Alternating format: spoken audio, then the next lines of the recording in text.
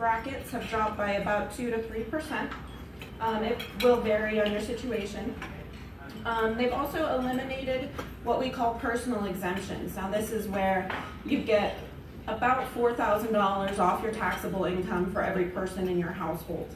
Those are gone, but instead we have increased standard deductions. So for 2017, the standard deduction for a single person was about $6,000. For 2018 and going forward through 2025, it'll be about $12,000. And then for a married couple, it's going from about $12,000 to $24,000. And those numbers will be adjusted for inflation. They've also done away with some deductions that probably many of you are familiar with and have used in the past. One of them being all of the miscellaneous itemized deductions. That includes unreimbursed employee business expenses. So if you have travel or meals expenses for your job that you normally take, those are going away in 2018 and going forward. Tax prep fees are part of those miscellaneous deductions. So if you're an individual, you can no longer deduct the fees you pay me in 2018 going forward. There are a couple others that fall into that category: investment expenses, casualty losses, that sort of thing. Also, for state and local income taxes, the deduction is now limited to $10,000. So that includes what you pay in income taxes to the state of Colorado, your property taxes, your ownership taxes on your vehicles, and any other miscellaneous taxes that have been deductible in the past. Those are now limited to $10,000 a year. They have increased the medical deductions, essentially dropping the threshold from 10%, where it's at currently, to 7.5%.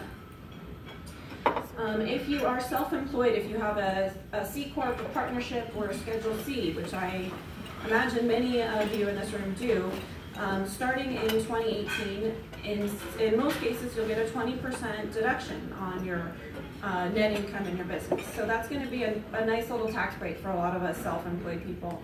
The caveat is that it is excluded for what they call qualified service businesses. Those include attorneys, accountants, people in the healthcare profession, some other, trying to think, mostly just the personal service corporations. There is an exclusion to the exclusion though, and that's for people making less than $315,000 married filing jointly in a year. It gets very complicated. So if you're in one of those businesses, I would highly recommend having a CPA do your 2018 taxes and going forward.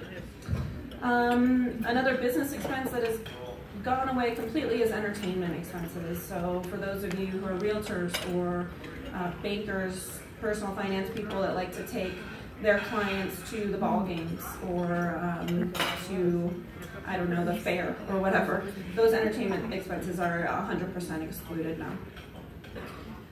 So those are the main provisions of the Tax Cuts and Jobs Act, which was passed last year.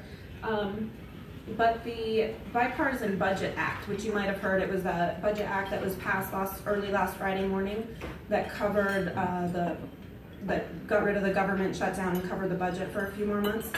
That one actually included some tax extenders that are retroactive to the beginning of 2017. So this is important to pay attention to for this current tax filing season that we're in right now. It reenacted the mortgage insurance premium deduction, the tuition and fees deduction, the credits for energy property on your home. So if you have any of those items on your tax returns, you're probably going to want to wait to file your taxes until the IRS is able to update their forms and the software providers are able to update their software. And I am running out of time. I have 9 seconds, so we'll skip the tax tips portion. But anyway, my name's Gina, CPA with Strangers Holman and Lots Accounting. My cards are on the table. There's also a little handout on the Tax Cuts and Jobs Act on the table, and there's some more of them on the table out there if anybody wants to grab those. It's a nice little summary of what the bill did. Thank you.